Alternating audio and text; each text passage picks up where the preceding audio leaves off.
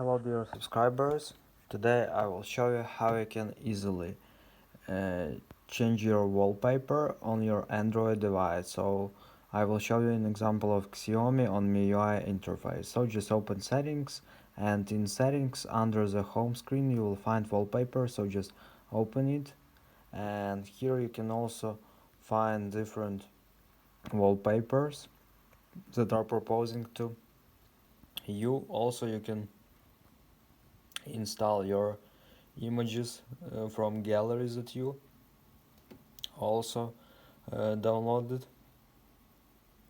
So choose for example this one and just wait.